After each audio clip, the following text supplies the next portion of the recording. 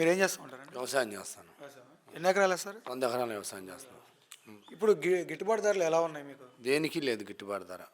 ఏ పత్తికి పత్తి కొనడం లేదు. పత్తి గులాబీ రంగు పురుగు వచ్చి వర్షాల ముందు తుఫాను వర్షాలు ఎక్కువ అధిక వర్షాల వల్ల ఎకరానికి 4 క్వింటాల పత్తి వస్తుంది. 4 క్వింటాల పత్తి వస్తే ఎకరానికి 45,000 50,000 పెట్టుబడి అవుతుంది. దాంట్లో ఆ 4 క్వింటాలు కూడా 30 రూపాయలు తీత కూలిపోయింది. అదేమో 5,000 కొంటున్నారు. 20 రూపాయలు మిగులుతుంది దాంట్లో. మాకు ఇన్పుట్ సబ్సిడీ కానీ ఒక ఇన్సూరెన్స్ కానీ ఏమీ లేదు. పెసలు మెనువులు కొనుగోలు ఏమీ లేవు. ఇంతవరకు కొనుగోలు కొనడం అనేది ఏది జరగలేదు. రైతులకి అసలు ఇన్పుట్ సబ్సిడీ కానీ ఇన్సూరెన్స్ కానీ ఎటువంటి పరిస్థితుల్లో లేదు. రైతులు చాలా నష్టపోతున్నారు. మొక్కజొన్నలో 2,400 ఉండేది ఇదివరకు మార్కెట్, 2,450 రూపాయలు అమ్మాం.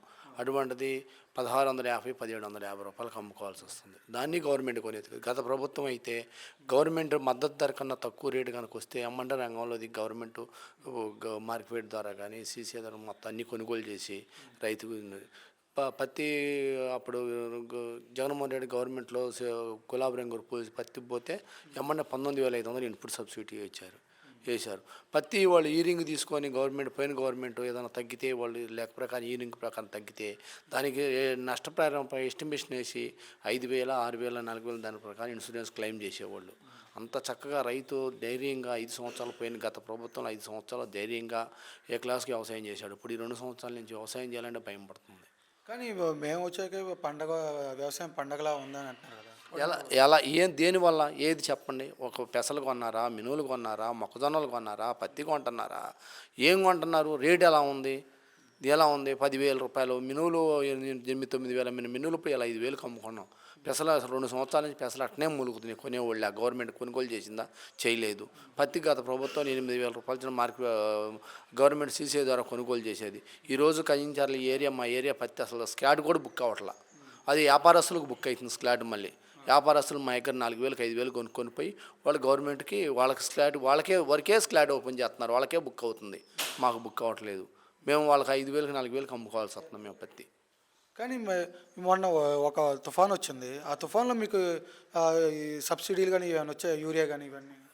అసలు ఏమి సబ్సిడీ అనేది ఎక్కడ ఏ సబ్సిడీ రాలేదు. ఇన్సూరెన్స్ కానీ సబ్సిడీ కానీ ఏమి లేదు.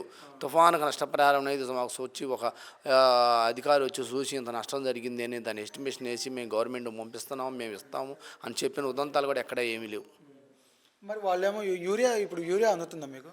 యూరియా అలాగ అందుతుంది. అలా సీరియల్లో నిలబడి లైన్లో నిలబడి క్యూ లైన్లో నిలబడి యూరియా అందిస్తున్నారు. గత ప్రభుత్వం జగన్మోహన్ రెడ్డి ప్రభుత్వంలో ఎలా ఉంది? యూరియా పంపిణీ కానీ ఎరువులు కానీ ఇవన్నీ మందులు కానీ ఇవన్నీ కూడా మేము ఏ యూరియాకి ఏ ఎరువులకి మేము ఎప్పుడు ఆధార్ కార్డులు తీసుకొని లైన్లో నిలబడతాం కానీ ఏం చేయలేదు. కావాల్సినంతవరకు ఎరువుల కొరత అనేది లేదు. ఎక్కడ ఎంత కావాలని అంత ఇచ్చారు. డిఏపి కానీ యూరియా కానీ ఏదైనా సరే.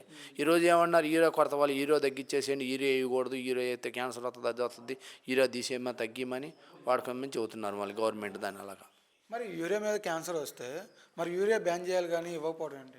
అది మరి అదే చేయాలి గవర్నమెంట్. మరి బ్యాన్ చేయకోకుండా వాళ్ళు ఏం చేస్తున్నారు? గవర్నమెంట్ కేంద్ర ప్రభుత్వం ఇచ్చిన సబ్సిడీ మొత్తం వాళ్ళు తినేసేసి రైతులని అన్యాయం చేస్తున్నారు. యూరియా